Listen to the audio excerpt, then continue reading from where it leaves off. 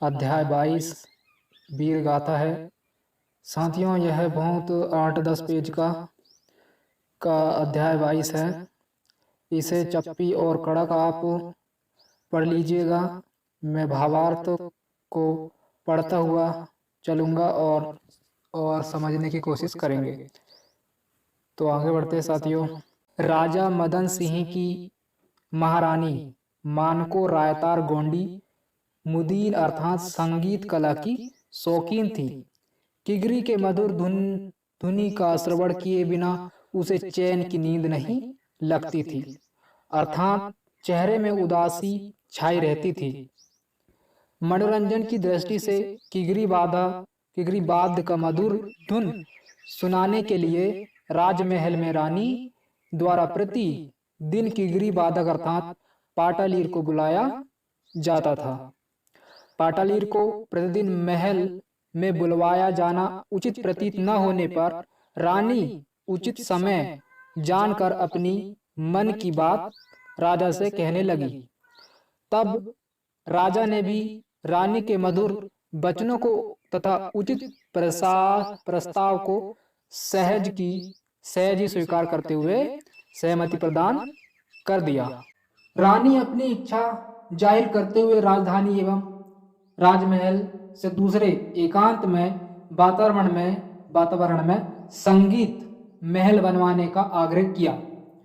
राजा ने रानी की बात प्रस्ताव पर सहजता पूर्वक विचार करते हुए रानी को खुश करने के लिए राजधानी तथा राजमहल से दूर एकांत में संगीत महल का निर्माण कराया। जबलपुर के दक्षिणी छोर सरगोटी नामक ऊंची पहाड़ी पर स्थित गोल आकार के कई शिलाखंड है, जिनमें से एक विशाल एवं गोलाकार शिलाखंड में अत्यंत मजबूत महल बनवाया गया था। नींव के रूप में अत्यंत ही मजबूत बलुआ पत्थर है, जिसके ऊपर महल बनवाया गया है। मदन शाह मरावी द्वारा निर्मित युक्त संगीत महल का नाम ही मदन महल है, जो जबलपुर जिला मुख्यालय में मदन महल रेलवे स्टेशन के पास ऊंची पहाड़ी पर जबलपुर दमोह सड़क मार्ग के दक्षिण में स्थित है। मदन महल का निर्माण कार्य मदन शाह मरावी द्वारा पूरा करने बाद राज्य के ख्याति प्राप्त सभी किगरी वादकों पाटालीरों को मदन महल संगीत महल में आमंत्रित कर मदन महल को सजाया जाकर धूमधाम से कार्यक्रम आयोजित किया गया था। चारों तरफ खुशियां छा गई थी। किगरी वादकों का चयन करने हेतु राज्य स्तरीय प्रतियोगिता आयोजित किया गया, जिसमें श्री रंगेल सिंह को सर्वश्रेष्ठ किगरी वादक पाटालीर चुना गया तथा राज दरबार का राजनेगी किगरी वादक नियुक्त किया गया।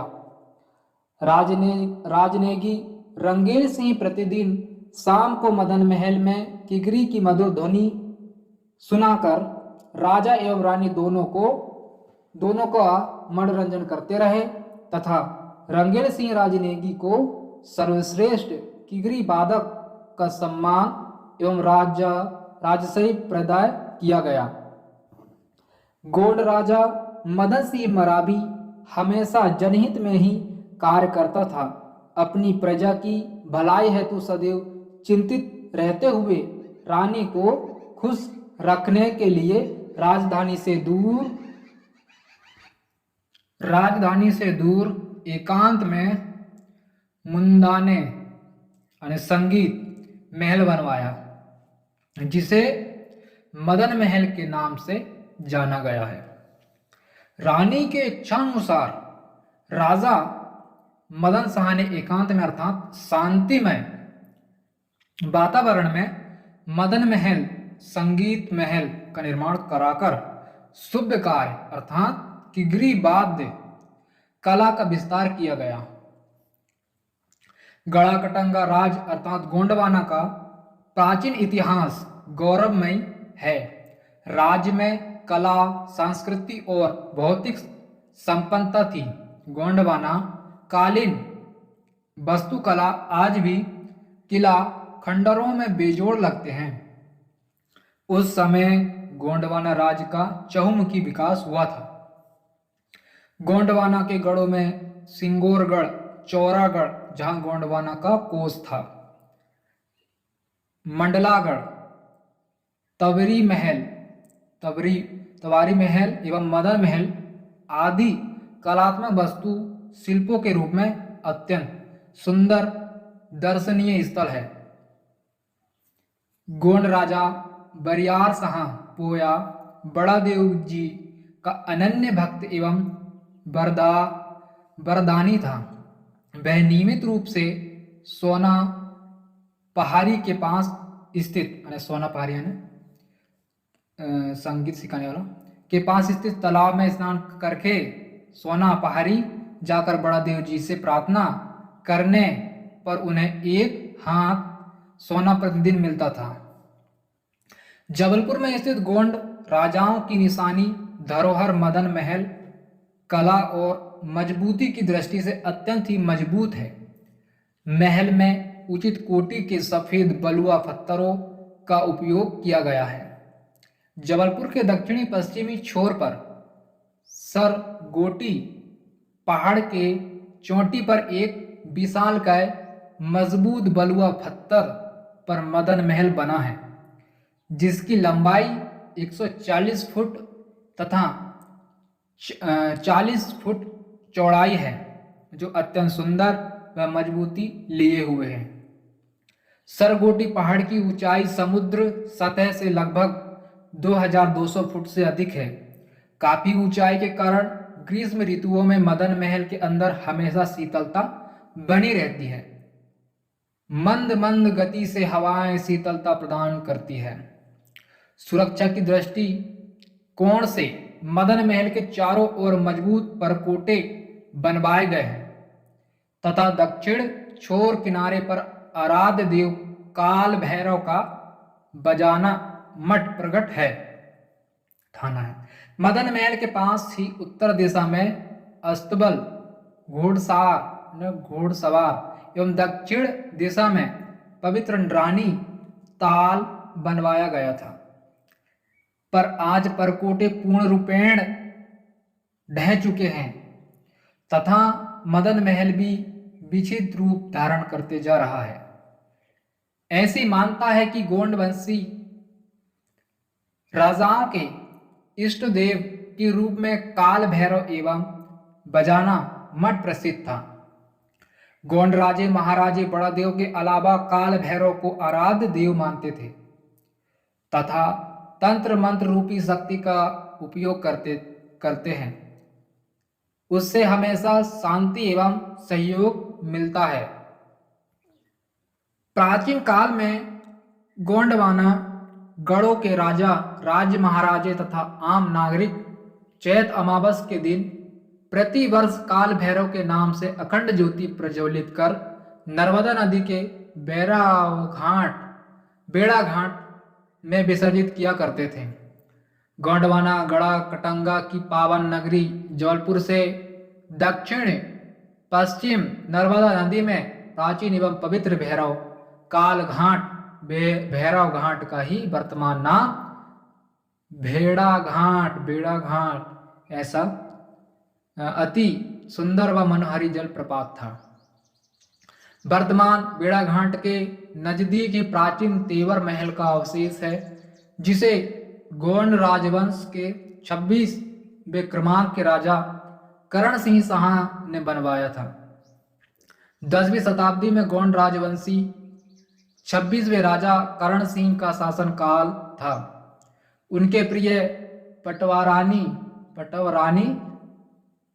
का नाम तवरी था। गोंडी भाषिक शब्द तवारी का अर्थ अत्यंत रूप सुंदरी होता है। अत्यंत रानी की सुंदरता के कारण ही उनके नाम से बनवाए गए महल का नाम तवारी महल रखा था। राजा करण सिंह की पटकारी करोलागढ़ के राजा की कन्या राजकुमारी थी, जो अत्यंत सुंदर करोला गढ़ के राजा की कन्या राजकुमारी थी, जो अत्यंत सुंदर व मनोहारी थी, जिसकी सुंदरता व अलौकिक छवि देखकर राजा करण सिंह मोहित होकर पटरानी बनाया न चाहता था।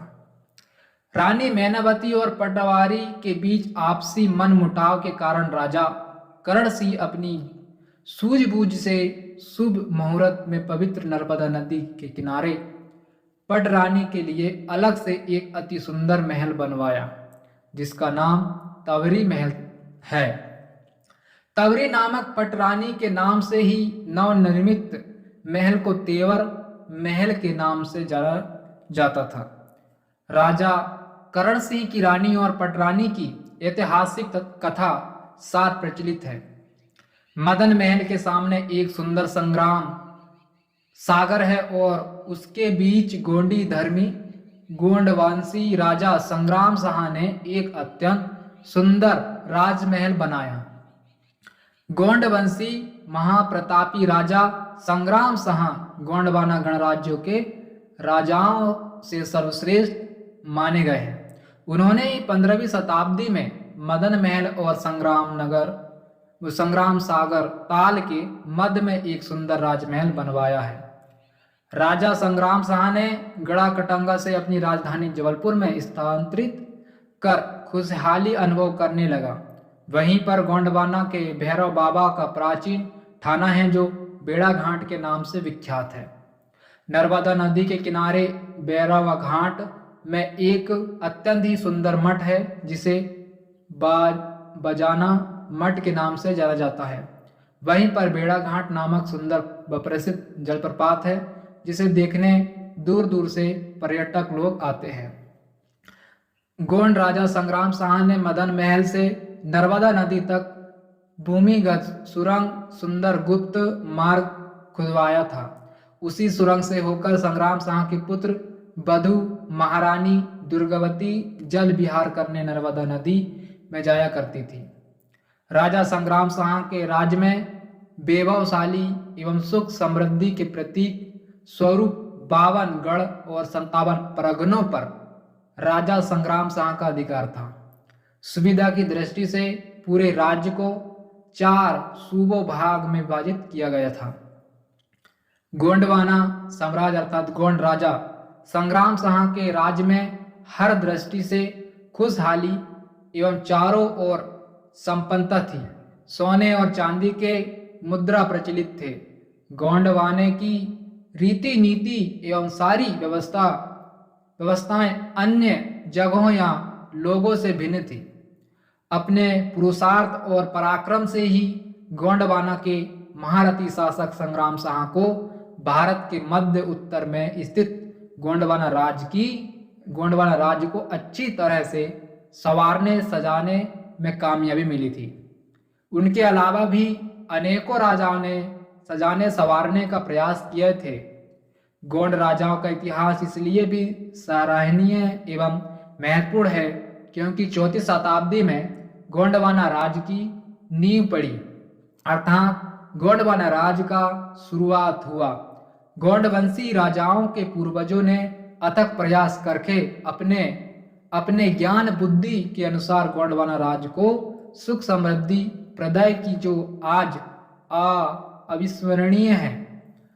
गढ़मंडला कटंगा में गोंडवंशी राजाओं का शासनकाल 4वीं शताब्दी से लेकर 18वीं शताब्दी तक था। 63 गोंडवंशी राजाओं ने बारी बारी से राजपाट करते हुए अपनी प्रजा को सुख समृद्धि प्रदान करते रहे। गोंडवंश का नाम रोशन करने में मदन महल भी महत्वपूर्ण एवं ऐतिहासिक धरोहर है, क्योंकि मदन महल से ही अनेकों गोंड राजाओं ने शासन सत्ता का संचालन करते हुए गरिमामय इतिहास रचाए हैं। प्राचीन इतिहासकारों ने अपने अपने लेखों में गोंडवाना भूभाग, गोंडवाना राज्य के उत्थान विकास व अवनति से संबंध में अलग अलग विचार व्यक्त किए हैं। पर यह तो निश्चित ही है कि गोंडवाना की सुरक्षा व विकास के लिए अनेकों गोंड राजाओं ने खून पसीना बहाकर त्याग बलिदान किए हैं। गोंडवाना राज को संचालित करने वाले अर्थात गोंडवाना राज में राज करने वाले अनेकों गोंड राजाओं ने अपने अपने सौर बल पर सदुपयोग करते हुए गोंडवाना के गोंडियन जनता को सुख संपत्ति वैभव प्रदान किए हैं। मदन महल अत्यंत महत्वपूर्ण धरोहर है। उसकी प्रणय कहानी बहुत ही रोचक है, जिसने भी अपने अपने सौर बल पर सदुपयोग करते हुए गोंडवाना की गोंडियन जनता को सुख संपत्ति वैभव प्रदान किए हैं। मदन महल अत्यंत ही महत्वपूर्ण धरोहर है। उसकी प्रणय कहानी बहुत ही रोचक है। जिसने भी मदन महल को देखा सुना है, निश्चित ही आदर पूर्वक श्रद्धा से याद करते हुए शीश झुकाते हैं। गोंडवंशी राजाओं ने गोंडवाना राज्य में बारी बारी से 1400 वर्ष तक सफलतापूर्वक लगातार राजपाट करते हुए वंश कुल का नाम रोशन किए हैं। गोंडवाना भूभाग के छोटे छोटे गणराज्यों में शासक के रूप में छाए रहे। गोंडवाना राज्य के उत्तर राजपूतों का, दक्षिण में राष्ट्रकूटों और बकाटकों की प्रधानता थी। ये बहुत ही शक्तिशाली थे। इनमें गोंडवाना राज्य प्रभावित हो रहा था। गोंडवाना राज्य गढ़ाकटंगा के पूर्व दिशा में कलचूरियों का तथा पश्चिम में प्रतिहारों का शासन था।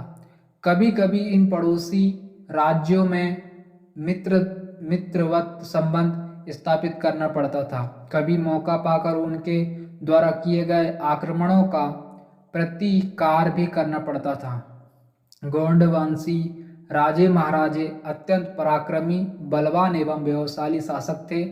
नारियों में गोंडवंशी दलपत शाह की महारानी दुर्गावती का नाम वो त्याग बलिदान गोंडवाना के लिए अविस्मरणीय है। गोंड समाज की नारियों में